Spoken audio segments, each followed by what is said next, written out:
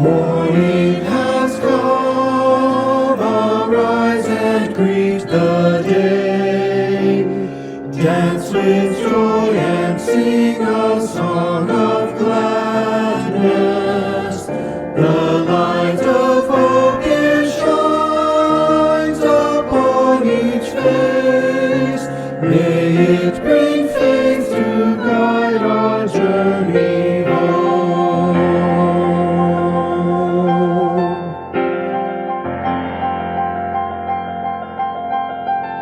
A new day dawns, once more the gift is given.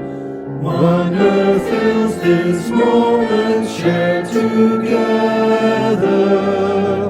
The light of peace it shines upon each face. May it bring faith to guide our journey home.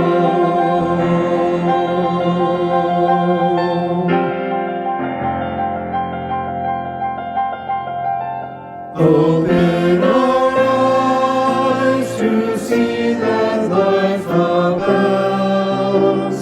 Open hearts to welcome it among us. The light of love here shines upon each face. May it bring faith to guide our journey home.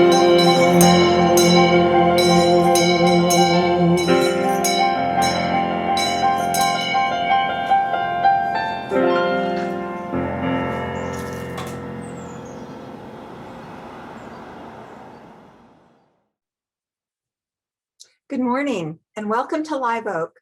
My name is Lindy Dower and I'm the worship leader today. Traditionally, once a year, we have a choir service. Live Oak loves music and we believe it's an access or an accessory to spirituality. Welcome to our choir service. We're so glad you're here. If this is your first time, a special welcome goes out to you. After the services, I invite you to go to liveoakuu.org. There you'll find a link where you can sign up for our weekly email newsletter that lets you know everything that's happening at Live Oak. And you'll also see a link that says just for visitors. After the service, that will take you to a Zoom room, where you'll meet a couple of our members and they can answer any questions you might have. It is tradition in Unitarian Universalist congregations to light a chalice at the beginning of our worship services and other gatherings.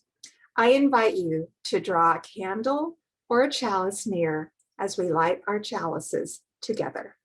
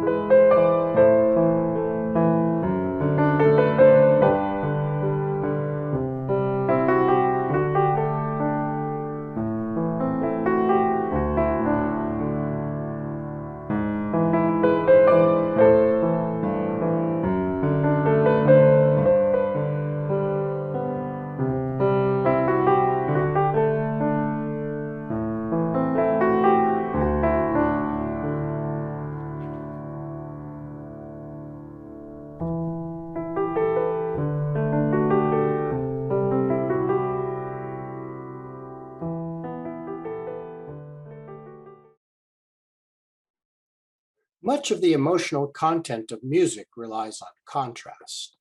A solo singer will vary the tempo and volume to enhance the impact of the words and the melody. And if you ask singers to sing the same song individually on their own, each one will choose differently how to interpret the song and make those changes. A choir can multiply the power of a single voice by singing together, but the group must stay together. The director makes the choices for shaping the sound. Normally, this is communicated to the choir through rehearsal and in performance by sign language. COVID isolation has made this much more difficult for choir directors. Think of organizing and recording a Zoom meeting where multiple people have to provide coordinated, carefully shaped matching parts that all must fit together with perfect timing. Our COVID choir pieces have been assembled by separately recording voices that all match a master timing track, then blending these recordings together. But this only works well when choosing music with simple arrangements. To generate even more emotional impact, Rebecca spent countless hours adding video content to the choir pieces all year, and she's become an expert at finding the perfect video content to add to the music. When this is done well, no one except those who did all the extra work knows just how much extra was involved. As you enjoy this choir service, let yourself be moved by the experience. And if you can also manage it, please appreciate the level of effort and expertise that has gone into making it. This year, more than any other, our choir has been supported and carried by our director. Faced with a 100-year pandemic and no real warning or ability to prepare in advance, she has constructed a process to prepare the music and then used that process each week. And we are all richer for her tireless efforts.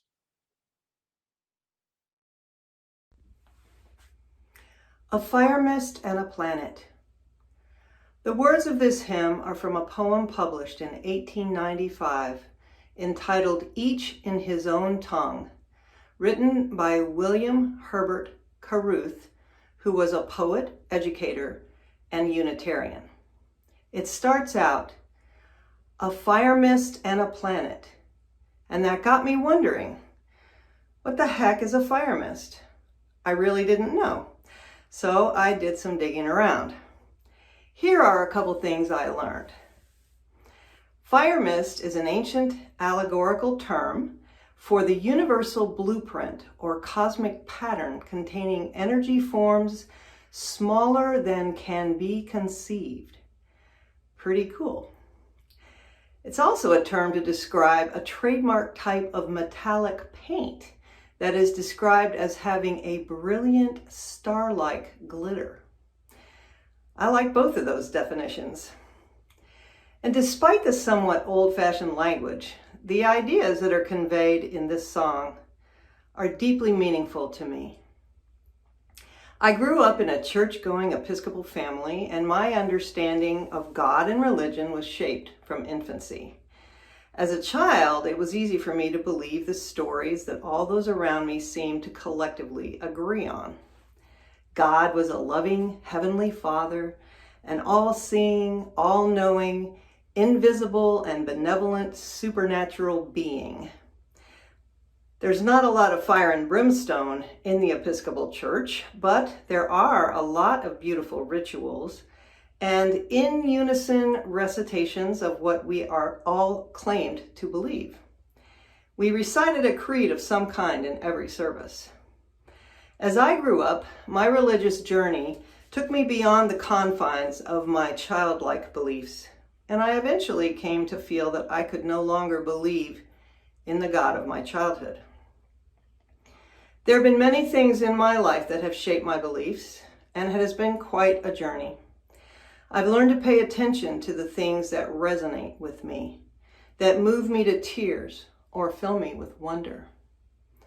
The cosmos, the cycles of nature, the beauty of the earth, sea, and sky are among them. Music is another. And this song, which talks about beauty, yearning, and longing, is one of those that moves me.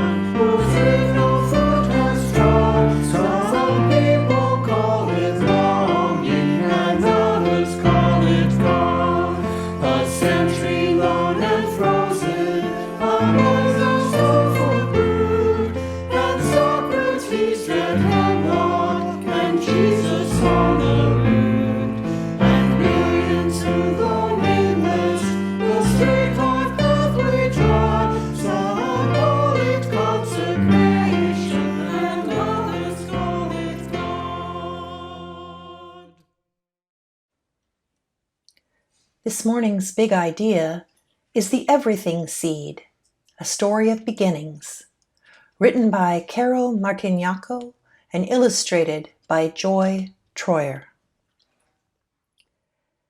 Have you ever watched a seed grow? Have you ever noticed how it begins so small, so still, so quiet, like a gift wanting to be opened? And how slowly it wakes up, begins to unfold, growing into something larger and larger and larger. Then you know that whatever comes from a seed usually ends up looking very little like the seed it came from, which is also true of the very first seed. Once long, long ago, way back before the beginning, so long ago there was no such thing as time because there was no one there to count it. Everywhere was a huge, deep, mysterious place like something waiting to happen. There were no stars, no sun or moon. There was no place like Earth, not a drop of water or a single tree or rock or flower, and no living beings anywhere.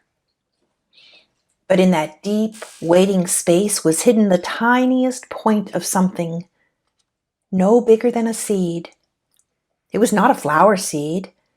It was not an oak tree seed. It was not a seed of corn, although all those things were included in the seed. You might call it an everything seed, because that is what it became. No one knows where that first seed came from or how it was planted or how it knew, in the way that only seeds seem to know, how long to wait for just the right moment to sprout and grow. But all at once this tiny seed, cradled and nourished in the rich soil of space, woke up, broke open, and began to unfold. Unfolding, unfolding, and blossoming forth into an enormous, blazing ball of bright light, like a great grandmother sun. And the universe was born.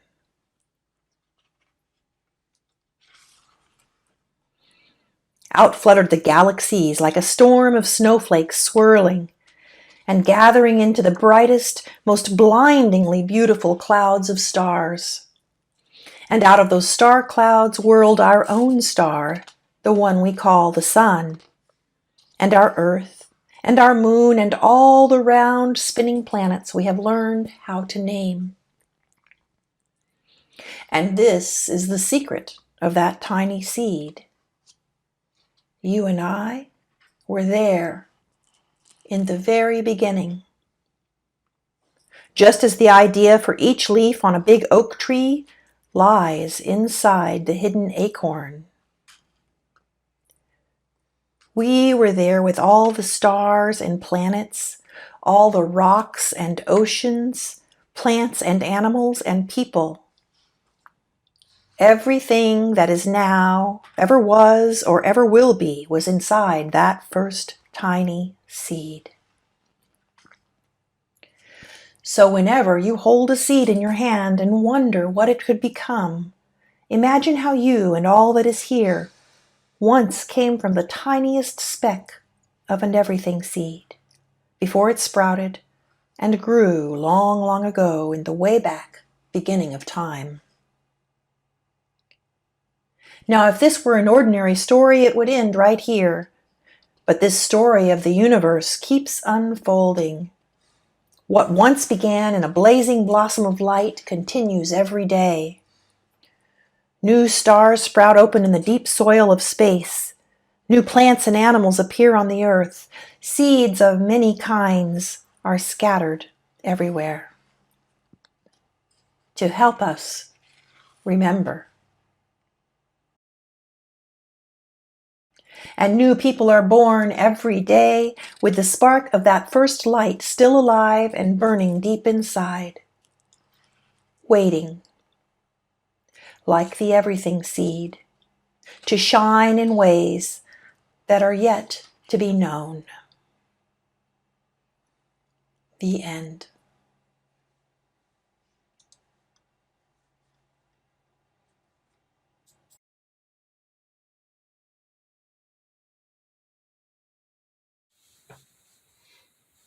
Hi, my name is Rebecca Mays, and I'm the music director here at Live Oak. This year and a half has been full of challenges right up to these last months in preparing this service.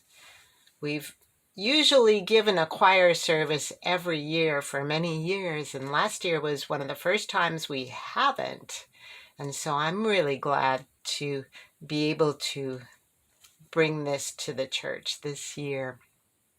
It's a pleasure to do it, and it's been a privilege working with and for you and with all the wonderful people that take part in this. Darya Tomanovich is our accompanist, and she is always cheerful and prompt, does everything I ask her to do. Bowman Mays has been our audio mixer, and he spends hours on every one of these hymns and performance pieces that we have offered to the Sunday services. And he's done such an excellent job. It's going to be hard to live up to the sound he's produced when we get back live. I have no idea what I would do if I didn't have the choir, the people in this choir. I have no idea what state I would be in if it wasn't for them. Their persistence and stubborn loyalty and patience with me and with themselves has brought forth treasures. Choir, you are rocks. I love you and I thank you. Recording these parts the way they have to in all kinds of home situations is not ever fun. Rehearsing on Zoom is not fun. But the check-in and the conversation that takes place, the faces, the expressions we see, the feelings shared, all that is beautiful. And the final product makes us all happy. Our offertory is a song called Cosmic Stew by Stan Slaughter. And his words say exactly the way I feel about existence. To me, there's two worlds: human civilization and animals, plants, and rocks. Some of my favorite heroes are people who seek to create civilization in harmony with nature by reflecting it in their work and also by doing no harm or helping the natural world recover from the damage we inflict. I never have liked that biblical phrase about humans having dominion over the natural world. It just feels backwards. Even stewardship of the natural world feels arrogant, unless it is to clean up after ourselves. I'm just a little human sprig. That's my place, and I'm happy to be included in it all. I think these are the sentiments expressed by this song. When I think about this song, Cosmic Stew, I think about the microcosm and the macrocosm, and it is so wondrous to me how the electrons orbit the nucleus of the atom as the planets orbit the sun. How to those heavenly bodies we are microscopic, but to the atom we are giants. Carl Sagan said that we're made of star stuff. Scientists believe that all of the building blocks for life were left here following a long chain of events and chemical reactions that began at the heart of the early cosmos, meaning we really are made of star stuff, and we all have the same awesome ancestors. Cosmic Stew is also about the connections that we all share, some of which we may never fully understand. In the fascinating field of quantum entanglement, scientists are seeing that two particles, even though at great distances, can influence the movements of one another. One example I've heard that explains this said that it would be like spending a quarter in New York City and it's causing another quarter to spin in Los Angeles. And my question is, are we entangled too? Is that why my mother-in-law always knows when someone in my house is sick? Is that how a friend of mine who received a hang-up call from his mother in the middle of the night, only to rush over to her house to find her lying on the floor with a broken hip and unable to reach the phone? I don't know. What I do know is that we are all connected in this wondrous place, even though, like the ingredients of a stew, we are all different. I hope that we can appreciate all of our different contributions to this stew and enjoy its magnificent flavor.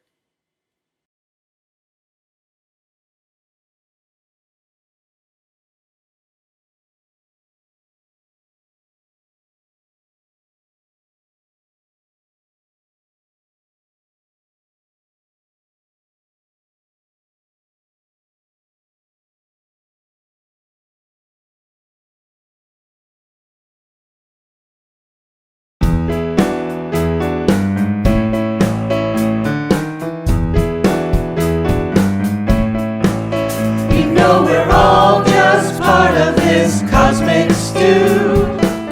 What once was part of me is now a part of you. The parts are used, it's just the plan that's new. Aren't you glad that we're part of this cosmic stew? Ooh, ooh, cosmic stew. Ooh, ooh, cosmic stew. Cosmic stew's got cosmic rules. They enforce themselves on all of us fools. When we change the face of life, we leave a scar. When we break the rules, we don't go far. Ooh, ooh, cosmic stew. Ooh, ooh, cosmic stew. Ooh, ooh, cosmic stew. We're just like children on this little blue ball. We think that we're the heart of it all. But long before us and long after we're gone, it keeps on rolling along.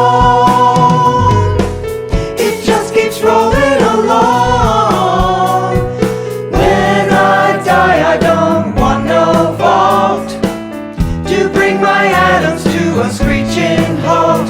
Wanna be a part of something alive and new, and keep on cooking in that cosmic stew.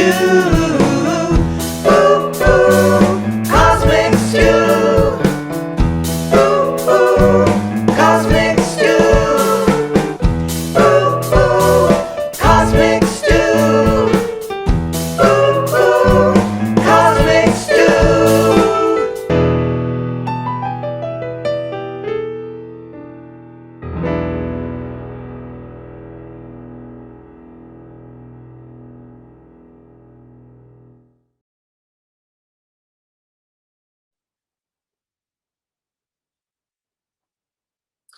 For me, one benefit of singing in a choir is that I spend time with songs whose lyrics are written to inspire ethical behavior.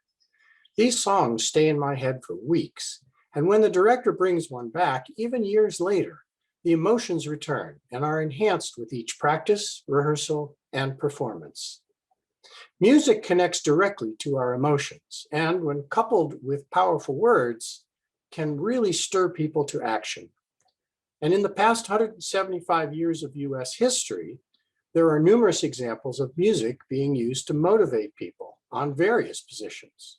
Recently, it seems to have been used most effectively by people advocating for human rights and protecting those who are being held down by society. From the anti-slavery songs that helped push the country to abolish that system, through the suffragette movement and the labor rights struggles, songs have provided a unifying message and a way to empower and energize those that society has been holding down and those allies who are supporting these people. The next piece we will perform has an emotional connection for me and real staying power. It was born from a 1975 book of historical fiction titled Ragtime that became a movie in 1981. This is part of that soundtrack. It addresses the issues faced by a successful Black musician about 100 years ago and is worth seeing or reading both of those works. Here is Make Them Hear You.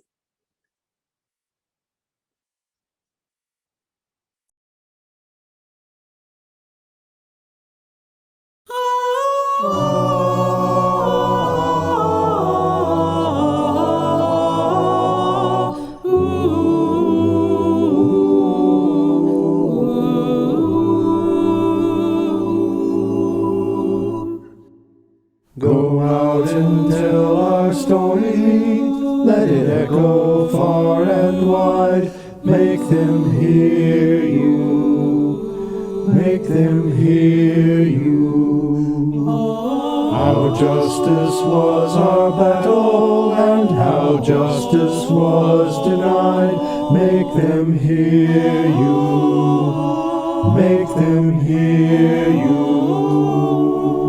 And say to those who blame us for the way we chose to fight, that sometimes there are battles that are more than black and white. And I could not put down my sword when justice was my right. Make them hear you, make them hear you. Go out and tell the story to your daughters and your sons. Make them hear you, make them hear you. And tell them in our struggle we were not the only ones. Make them hear you, make them hear you. Your sword can be a sermon or the power of the pen. Teach every child to raise his voice and then, my brothers, then will justice be demanded by 10 million righteous men. Make them hear you when they hear you. I'll be near you again.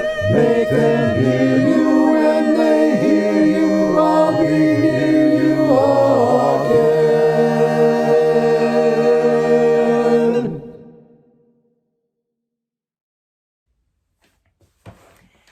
When the song Imagine was first published, I was in high school. I was still strongly influenced by my family's faith, and at that time there had been a turn to a more fundamentalist view of God. I had numerous experiences with people and ideas that were new to me, and my teenage mind was not well suited to subtleties. I saw things as absolute, all or nothing, good or evil, black or white. There were no shades of gray. And I learned about creationism and literalism, and I was not immune to those ideas. In fact, I embraced them fully, and I spent a number of years as a fundamentalist Christian.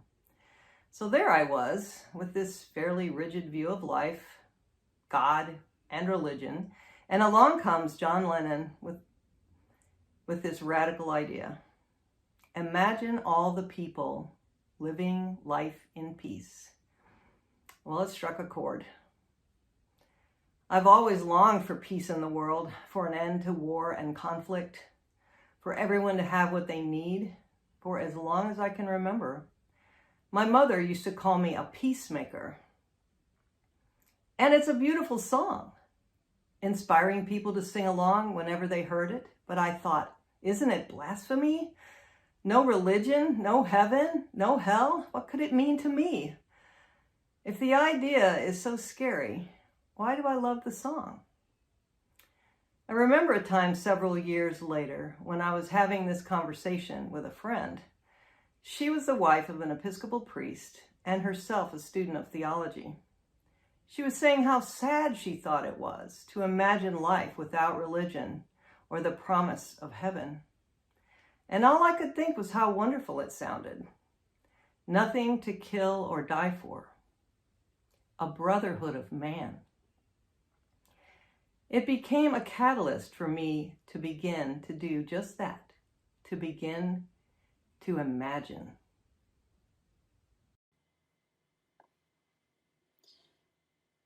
Hi, my name is Laurie, and like many of you, I've always found Imagine to be quite compelling for many reasons.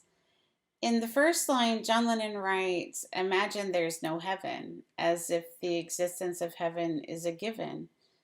But for me, it's always been harder to imagine that there is a heaven because I am an atheist. While I respect other religions and have always found the study of other religions to be fascinating, I've always seen myself as non-religious, which also made me identify with the line about no religion too. However, someone recently pointed out to me that atheism can be a religion. Oxford Languages has one definition of religion that defines it as a pursuit or interest to which someone ascribes supreme importance. According to that definition, I am indeed religious. And my religion can be summed up in the following anecdote. Recently, I went back into Costco because I thought I had not been charged for something. The friendly man at the door said to me as a compliment, "God is watching you, sister." And since I have a compulsive need to always say what I'm thinking, I replied, "You shouldn't need God watching you to do the right thing." My religion means that I am responsible for being honest. I alone am responsible for being kind to others, just because it's the right thing to do. The main reason that I feel at home at Live Oak is that it doesn't matter if one believes they are accountable unto themselves or if they are being convicted by God, gods, or goddesses. Either way, we are united in the belief that we should be kind and just, and that it is our duty to combat divisions based upon imaginary lines on a map, or race, or status, or any other artificial social construct. We are all human. And I, as a dreamer, see our religion as a united call to try to alleviate suffering and bring heaven to earth with all the compassion and courage that we can muster.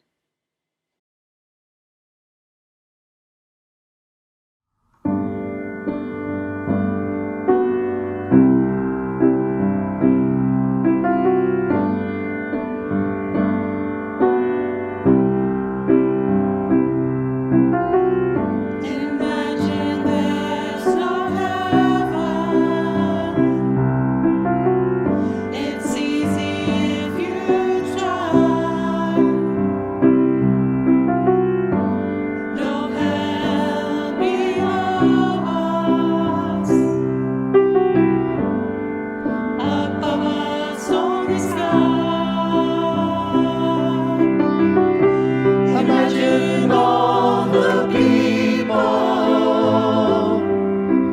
living for today. Imagine there's no countries. It isn't hard to do. Nothing to kill or die for, and no religion too. Imagine all the people living life in peace. You may say I'm a dreamer, but I'm not the only one. I hope someday you'll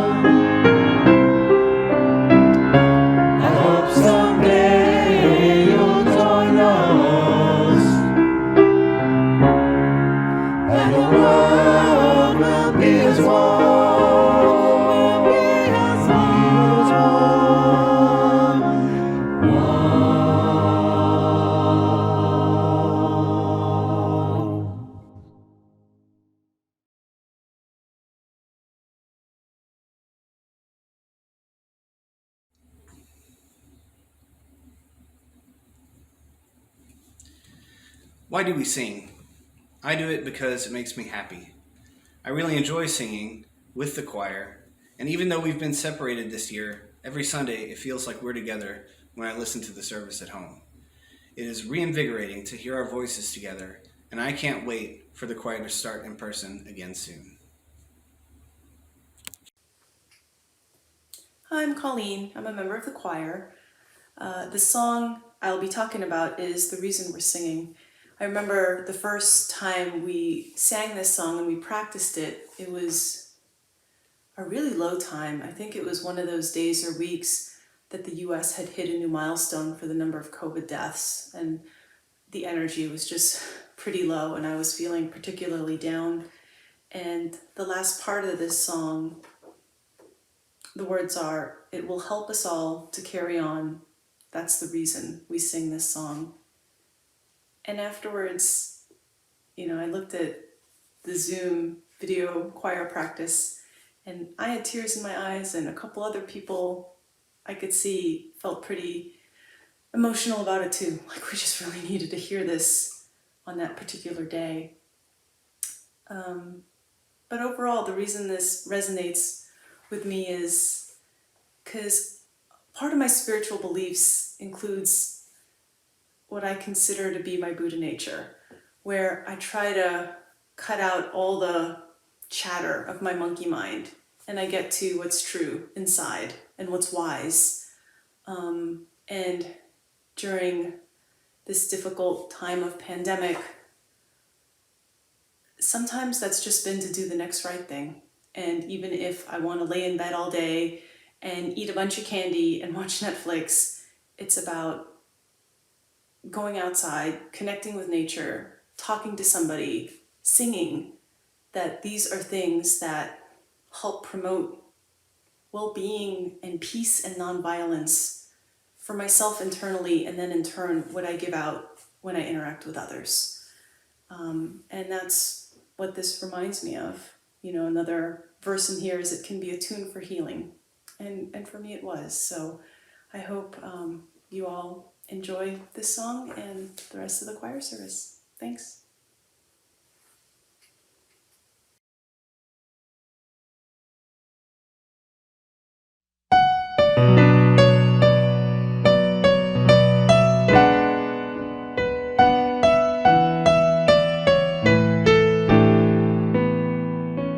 There's a reason why we're singing.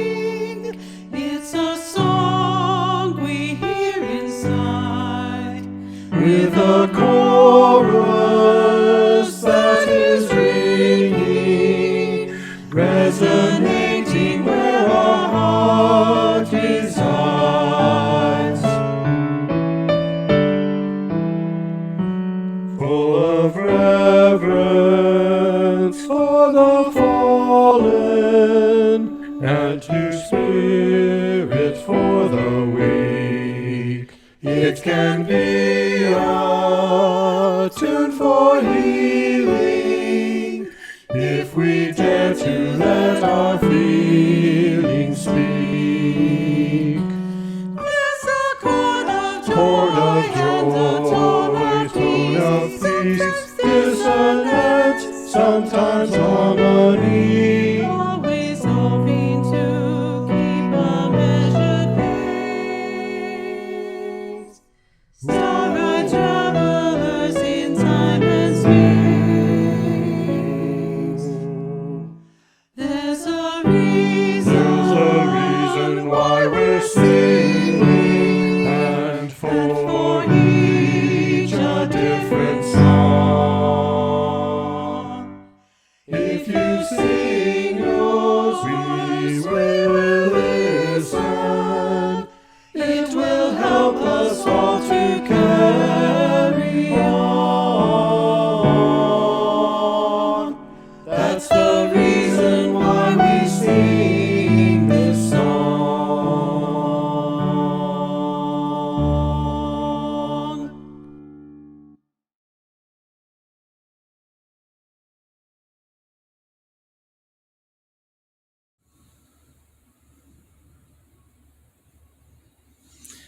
This Is My Song makes me think about how similar people are no matter where you go.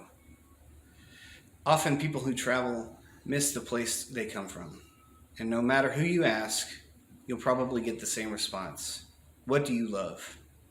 If asked, most people will tell you peace, family, natural beauty in our world, and home. The grass is greener in your own backyard.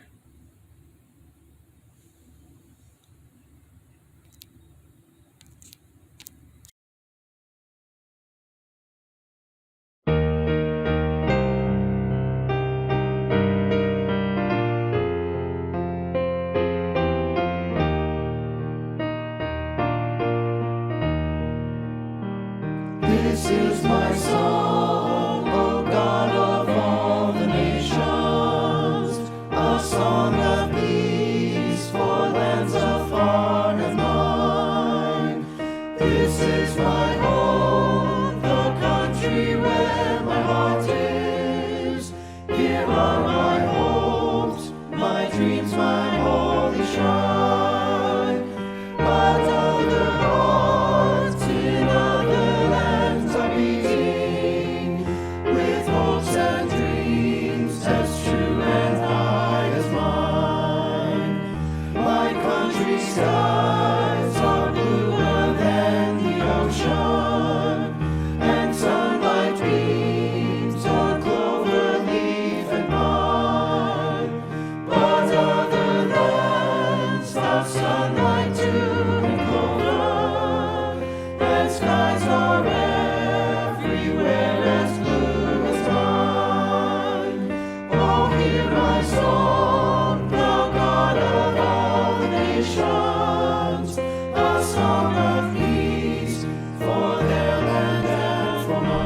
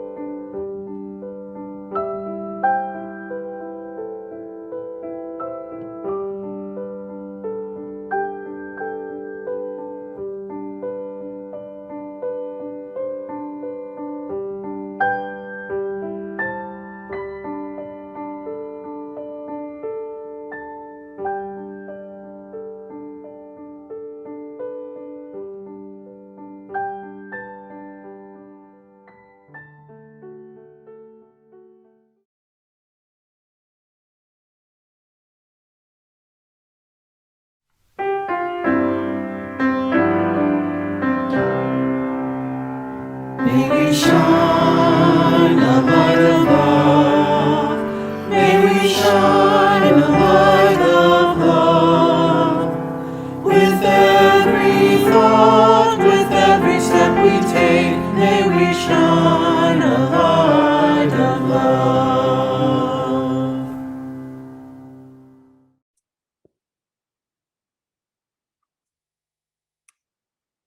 Thank you so much for being here with us today. And a special thank you to Rebecca and the choir. I'm sure we were all applauding at home. We are meaning seekers and meaning makers.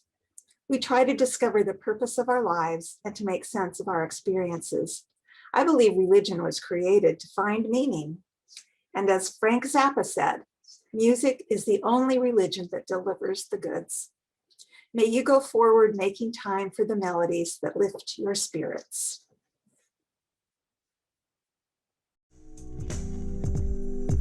Soon the day will arise when we will be together, and no longer will we live in fear. And the children will smile without wondering whether on that day thunderclouds will appear. Wait and see what a world there can be if we share, if we care, you and me. Wait and see